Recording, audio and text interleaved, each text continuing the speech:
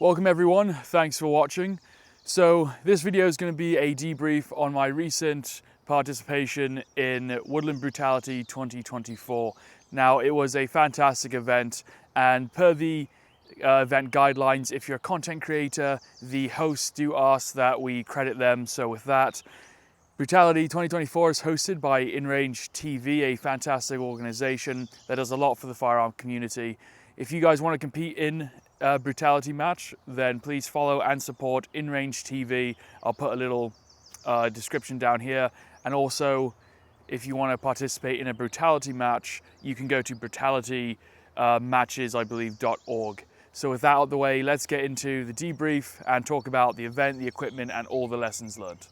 So this event was Woodland Brutality, which is what it says on the tin. The whole theme was that it was a woodland environment, which is one of my favorites. So I was super excited for this to be my first competition and shooting event also. With that, the drive down was pretty easy.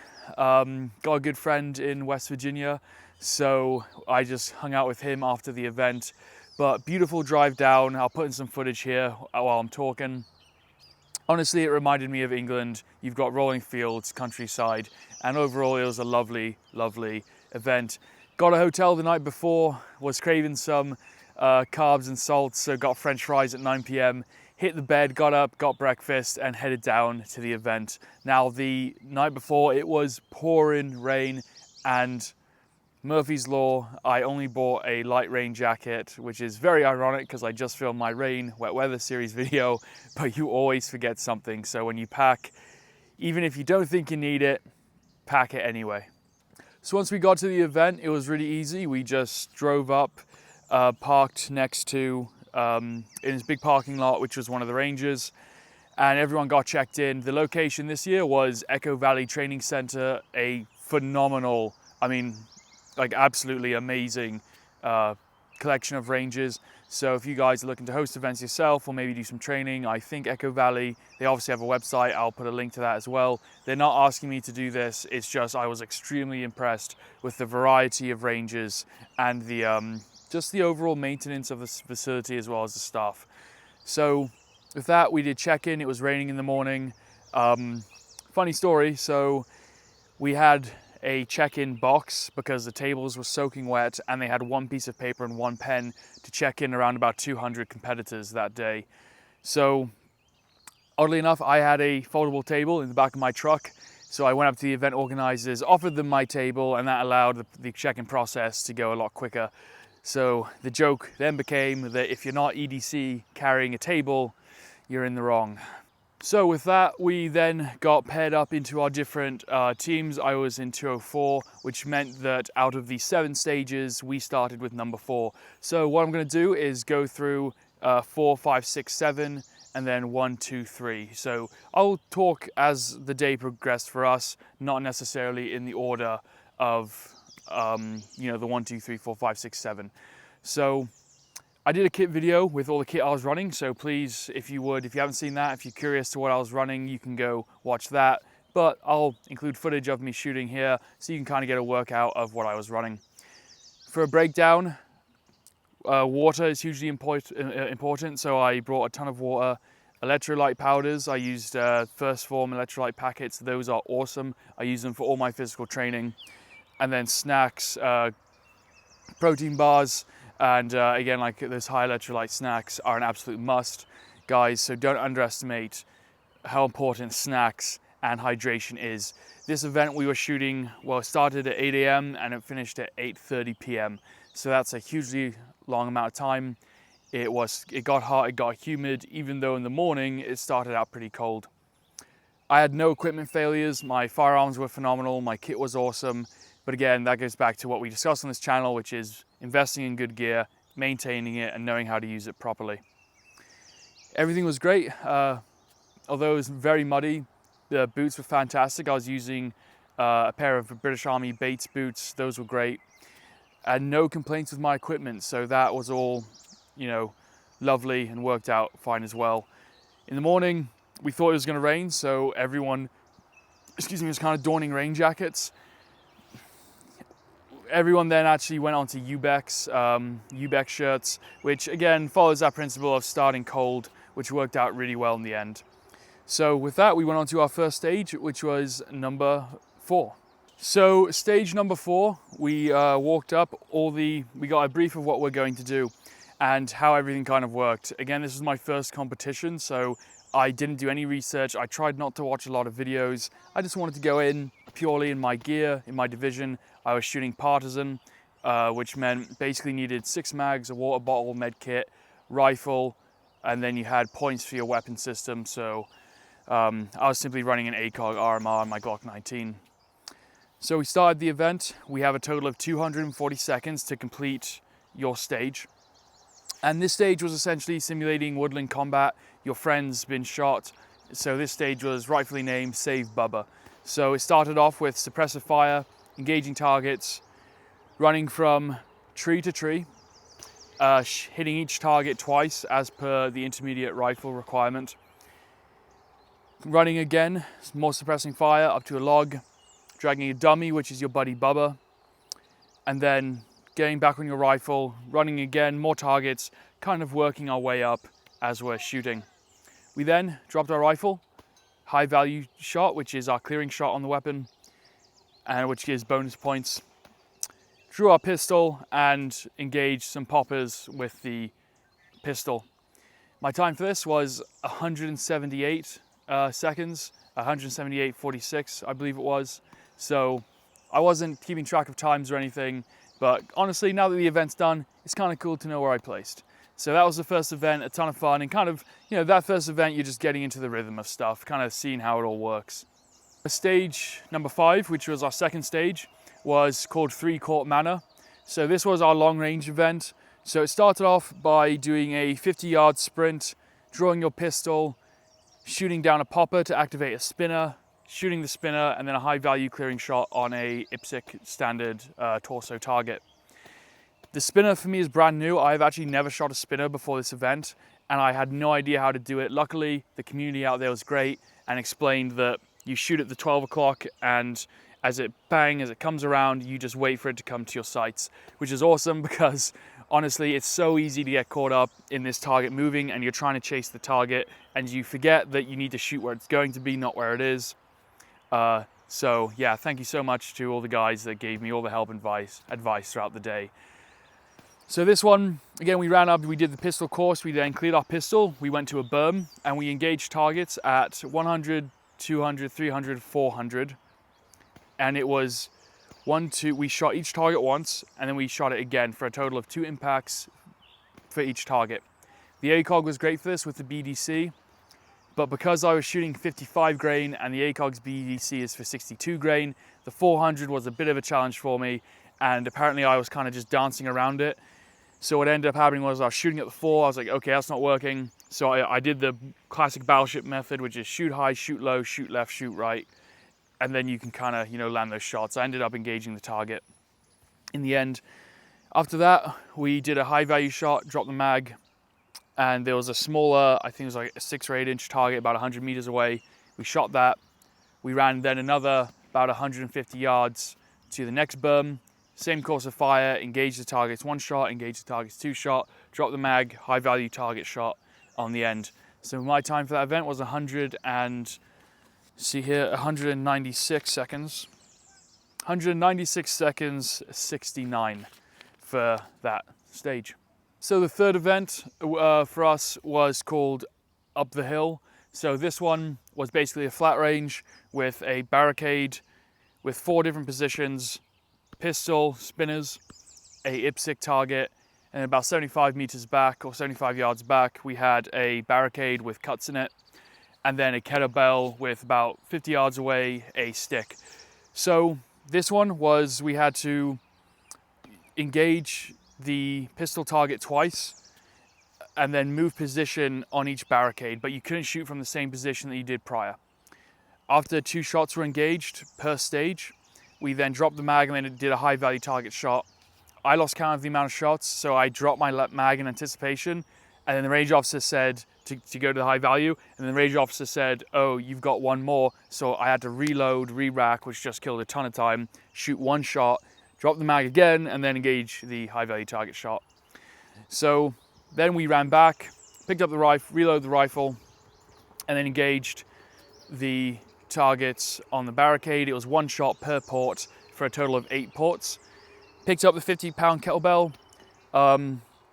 This was like the one bit I was like, okay, don't need to worry about this. Picked it up. A lot of guys were bear hugging. Guys, when you carry kettlebells, once the guys saw me do this, the other group of guys, they were all kind of copying me. It's the correct way to carry a heavy object. Don't carry it on your chest. It creates a huge kind of like forward center of gravity. Just grab the kettlebell, put it on your shoulder and support it. That's the best way to carry it. And you'll see in the video, I just put it up, get up there, and I can sprint, and it stops all this fumbling and risk of obviously falling and tripping over. So grab the kettlebell, touch the post, ran back, reload the rifle, and then we had to spin the spinner with 5.56. Again, this is my first time with spinners. I didn't realize, first of all, thank you again for all the guys in the group that I shot with, because they explained how a spinner works. You have to shoot the first one when it's flat, obviously, and then when it's at an angle, you have to shoot it here. So by the time the bullet reaches, you're getting the most momentum and you're doing a cadence rhythm. All great in practice, really difficult, especially with an optic, at least for me. Again, it's probably just an experience thing. I couldn't see any depth perception. I mean, it was so difficult to see these, like where the popper were. When you're standing to the side and you can see that thing doing this, but when you're the shooter, you've got this kind of head-on deal. It's very hard to do. So if you haven't shot popper before, definitely something that I'm excited to learn. So yeah, this event, I basically maxed my time limit of 240 seconds because I just couldn't get that thing to spin. The 5.56 rifles were actually having some trouble spinning this thing. The 308s, it was a lot easier for those guys to get them to spin. So event number 7 was tunnel rats. So this was a fun event. Pistol is the one thing that I've really been trying to work on, and I was dry firing so much at home before the event. I was running a Glock with iron sights because I've always shot iron sights, and I didn't want to put an RMR on and then have to figure that out within a week. So I was like, you know what, let me just shoot what I know. So this event was basically, you had tunnels with wooden sticks and then these fake trip wires. The idea being that you would if you knocked over one of these trip wires, then it was a penalty. And it was basically a pistol course, so you had to shoot the targets. So we had 8 targets with a white backer. If you shot the white backer, it was a penalty. So accuracy was key. I was actually pretty happy with how I did on that one. Drop the mag, shoot a high value target at an IPSC target, and then crawl underneath, not knocking over any of the wooden sticks, going over a tripwire, reloading your pistol, and then engaging a spinner. I made the mistake of shooting the 2 top spinners instead of a top and a bottom to balance it out. So that spinner just came whipping around. And then at that point, I was just randomly blasting, had to do a reload, and then got the last 2. Then knocking down a series of 3-inch, 4-inch plates, and then drop the mag, high value target. Same deal, go underneath the barricade, don't knock anything over a tripwire, draw your pistol, engage more targets. Is that a spinner? I can't remember. You'll see in the footage. And then once again, drop pistol mag underneath the barricade, load your rifle, and then you are getting hits on these rubberized targets, 2 hits per, which I use my RMR, so I was aiming pretty high because of the height above bore and the close distance. So that was, and then yeah, drop the mag. My time for that was 147.53 for that one. Okay, so that was the end of event 7. The next event was actually event 1, which was force on force. So this is really interesting, and looking back, it was one of the biggest lessons learned. So we donned the equipment. It was the military laser system, MALS, I believe it's called. So we had 15 rounds of blanks, and we had the harness and the boonie helmet with the sensors in them. So I can't remember the distance, but it was probably around about 120 yards apart in Woodland. And it was 5 or 6 each. I think we had 6. Teams of 5 each, we split up, and we had 5 minutes to discuss a plan. So while discussing the plan, it's really weird because when you're with a group of guys, and this is where the lessons really come in, when you're with a group of guys that you don't train with, it's incredibly hard in a short amount of time. Someone's got to take charge. Someone's got to, you know, if you don't have the trust, then people are very reluctant. And when you don't know the terrain, obviously, and you've got a short amount of time, no time to study anything, you're really kind of making bets. So we got together, no one was kind of saying anything, so I kind of stood up to the plate and said, okay, I think 2 guys should stay behind. We should split into 2 fire teams and then have basically 1 cover and 1 advance, while 1 camouflages up, just throws leaves over them so we get the most out of our camouflage. Another gentleman spoke up and said that he just wants to run forward and sacrifice himself, so we divvied out his extra ammunition knowing he was going to die. So the 5 minutes is up, very basic plan. We step off and there's almost like a funnel, and I didn't realize that, well, 2 mistakes were made. One, got tunnel visioned in organizing the team. We didn't actually bloody look at the terrain because we were kind of just standing there, and we just assumed, which is a mistake, that it was just forest. Well, it turns out the other team could see us from their position the whole time, just congregating, standing there, discussing our plan. So from the start, they knew our position. We didn't look, even if, I mean, I didn't deliberately look, but at least from not deliberately looking, we couldn't see them. So should have literally just taken a serious stare and look around. I assumed, again, there's so many assumptions, which is my mistake, that the distances were further apart. So we step off, and the last thing I say before we step off is make sure you don't bunch up. And sure as shit, we step off into this funnel, and because they could already see us, within not even 7 seconds, we all got absolutely smoked. And I take 1 step, and I see this log that I'm gonna dive for cover. We take 1 step, and I'm hearing all this beeping, and I'm like, there's no way. So we got absolutely smoked. Like, we didn't even stand a chance. From that step off point, it was already over.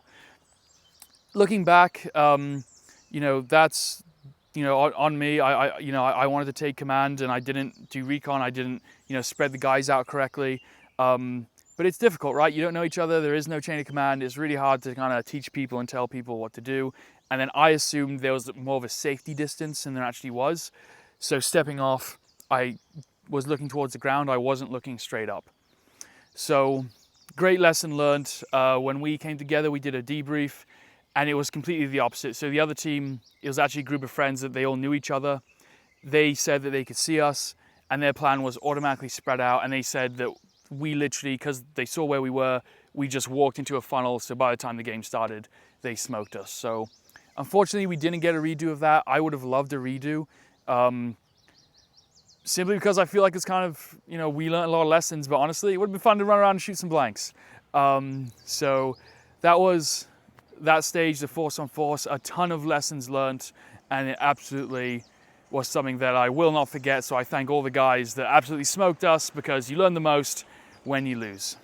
So the next one, event number 2, was called Battle for Blair Mountain. So this was a really cool one because it used a lot of active terrain. We started at the top. It was almost a valley, and it looked down, and there was kind of like 2 platforms of land and then a valley of targets.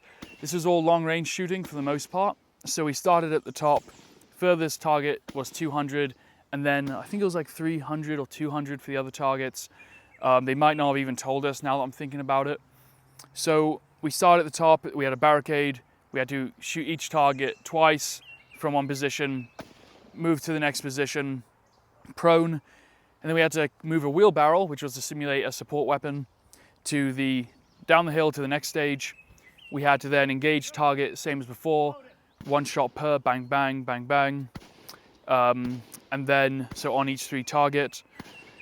And then we had to load what they called Mr. Jingles, which was the weapon. Load it into the cart, which weighed about, let's say, 50 pounds.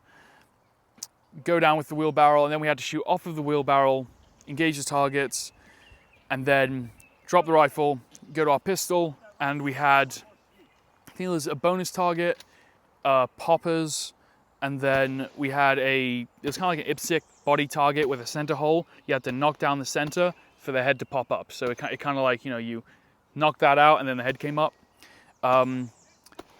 I did pretty well on the pistol part, and then when it came to the head, I was just dancing around, and the range officer was like, you know, even he had to give me a reminder. He was like, okay, like trigger control, sights, breathing, like just calm down. My time for this was 200 seconds. I spoke to one guy and he got, I think it was like 140, like he absolutely crushed it. So yeah, it was a really fun event because I really enjoy the long range stuff. But again, that 400 BDC on the ACOG was hurting me because it was the wrong round, and going out to 400, I just had to kind of put more rounds downrange, to the point where I was just learning from the previous event, which is, again, why training is so important.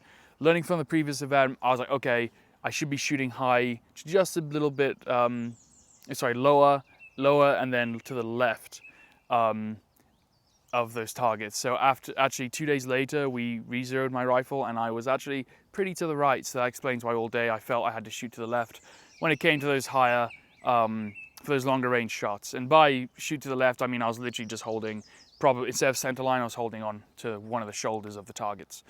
So that was a fun event. Yeah, a lot learned, and it was fun to, run around. So the last event was War Never Changes, and this obviously was a lament to the war in Ukraine and World War I, because it was a trench system, and this was a ton of fun. It was the last event of the day, and I decided to go first.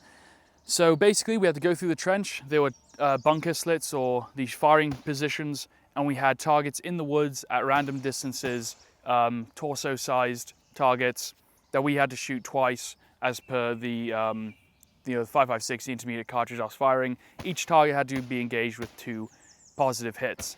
So the what if to this was all of our rifle ammunition was kept in a sealed ammo can that we had to keep within arm's reach of us.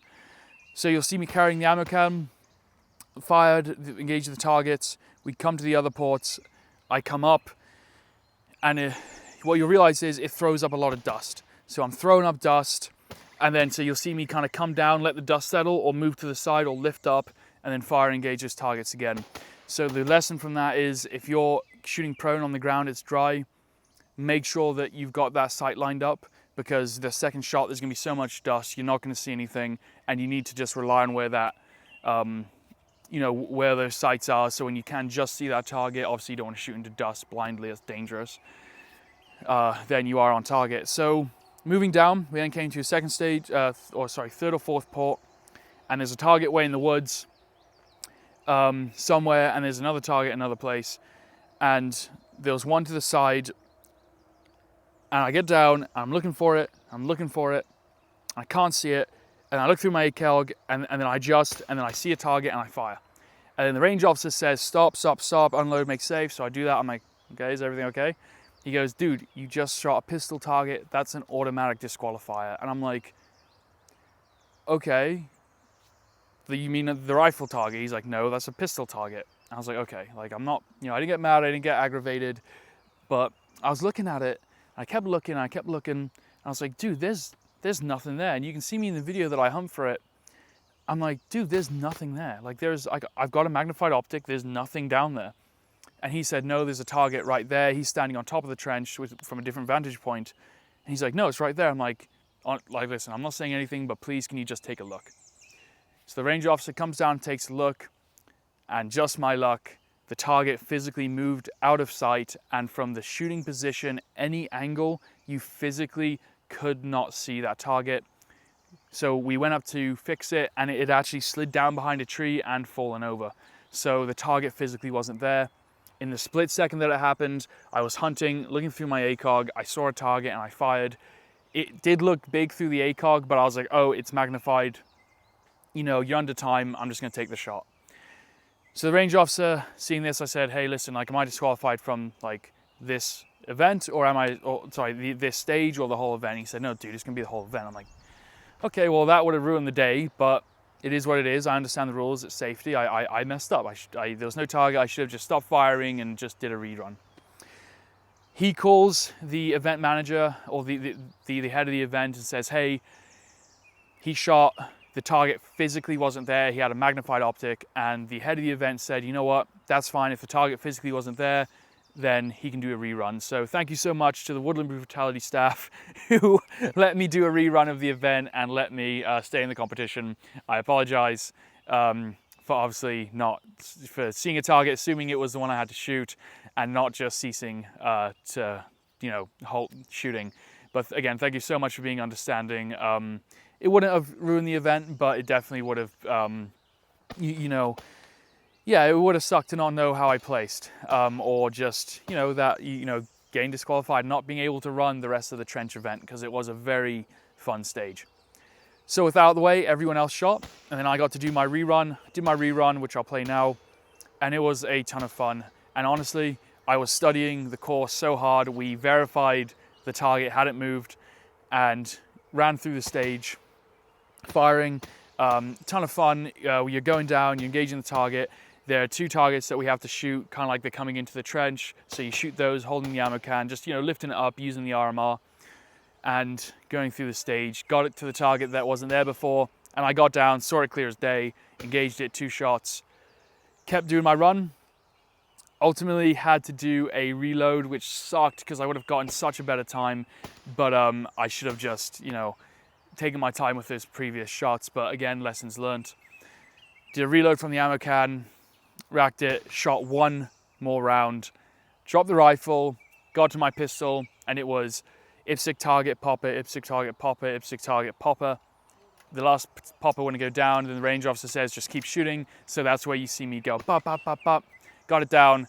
And again, the great community cheering me because, I obviously got to get a reshoot, and then make sure the weapon's clear. And that was an awesome end to what was a fantastic day. So for that one, I got a score of,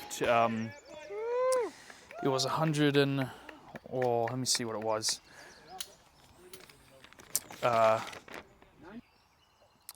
99 seconds. So 99 seconds, quickest time out of all the events. So it was just a really nice end to the day. So with that, let's go through some lessons learned and how I did. So starting off with total scoring, I went into the event, as I said in my kit video, I don't care about scoring, I care about safety. So I scored 76 out of 189 shooters total, and in my division, 35 out of 100. So I'm pretty happy with that.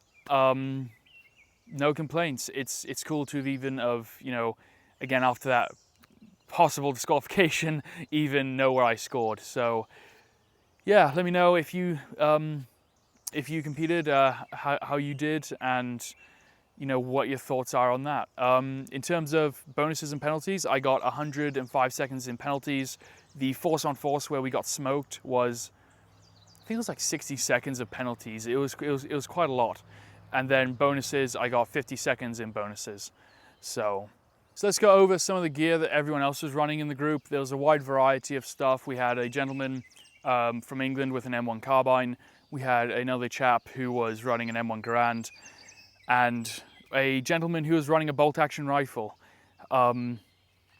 So the historical weapons are really hard to shoot, and honestly, I have a ton of respect for those guys, because you go to the event knowing that you're not going to be able to do the stuff that the modern rifles can do with modern optics, and that is just, honestly, it's good for them for paying the money, coming and challenging themselves with those antiquated firearms. The gentleman with the M1 Garand had a few problems with his rifle. I believe the sights were wiggly, but again, kudos to you, mate, for pushing through and just having fun, and everyone else supporting him in that. So that was fantastic. You can't hear a Garand ping when it's not you shooting the rifle. So that myth about, it giving your position away in a firefight is just not true. So with that, we had a gentleman who shot a bolt-action rifle, 10-round Tikka with a Leupold Mark IV HD scope. Guys, he smoked everyone by at least 50 seconds. I mean, he was just such a phenomenal shooter. It just goes to show it's nothing to do with the equipment. It's all about training, consistency, and knowing your weapon system. Yes, he can't put 30 rounds downrange, but there were events when he dropped the wheelbarrow, his sling came off, and he had to do reloads, and he still beat everyone by at least 50 seconds. In the trench run, I got a score of 99 seconds. I believe he got 87 seconds. If you're out there, Chris, put it in the comments and let me know if I got that right. So overall, he scored 4th out of the entire event. With a bolt action rifle, he came 4th. So guys, it's all about training, you know. Now, he's a phenomenal shooter and he's got a bolt action rifle, so yes, there's skill involved. I do still stand by that if you are new to firearms, an AR-15 is the best, because it's going to take a lot more time for you to get good with that bolt action rifle, especially quick also.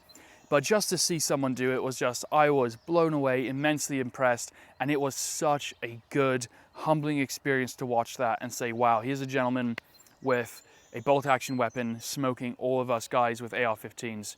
And obviously with a pistol, he absolutely crushed as well. So again, it all goes back to training, and that was a great thing to see and very refreshing, obviously.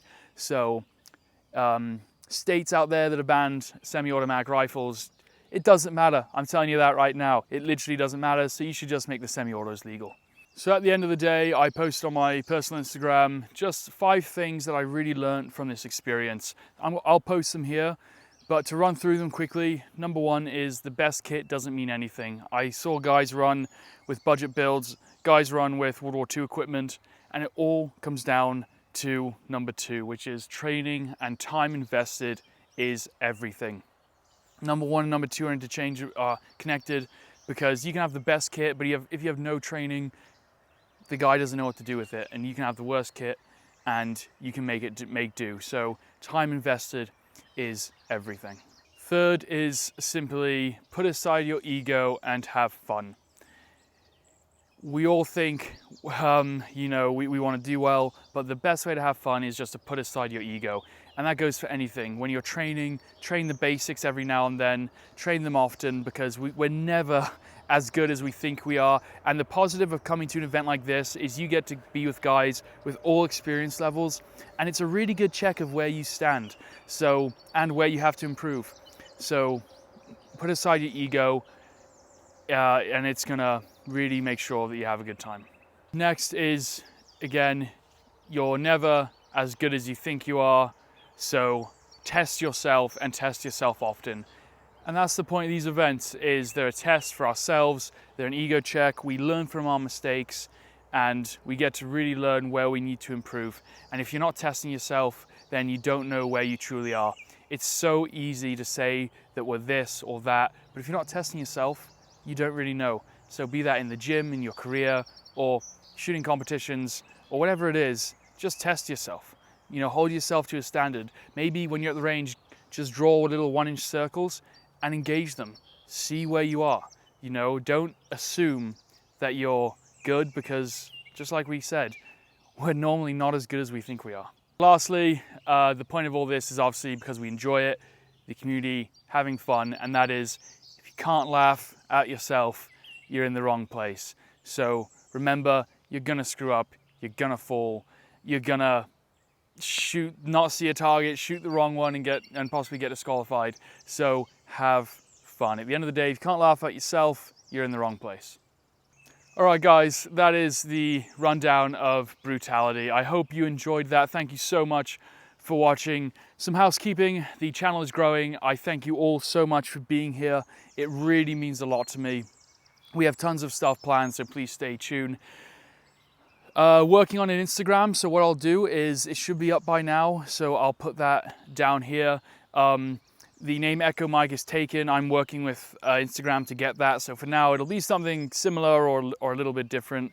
Working on that, not quite sure yet, but as I said, I will link it here. So I'll be on Instagram. Guys, this is a community, so please reach out. I have a ton going on in my life right now, but I want to make a point to grow a community and communicate with you guys. So if you have questions, if you want to shoot me pictures of your kit, if you want to just have a talk, if you need someone to talk to about anything, guys, I will do my best to respond and build that community. So just, you know, and also the same thing is, like, if as a community grows, especially on Instagram where you can see followers, you know, don't be scared to kind of follow each other or reach out if you see each other. So welcome each other with open arms. Let's build a community. Let's learn from each other. Guys, if you were at Woodland Brutality, please Comment below and let me know if you saw me. Say who you were and I'll comment back and see if we saw each other. Maybe we were in the same squad. Who knows? It is a small world out there. If you have any advice for competitions or how I could have done better, please put it in the comment below. If you have any funny stories about competing or lessons learned, comment them. So as always, let's make it a place of learning. Guys, thank you so much for watching. I appreciate your time. Look after your mates, look after each other. And for closing thoughts today, have fun.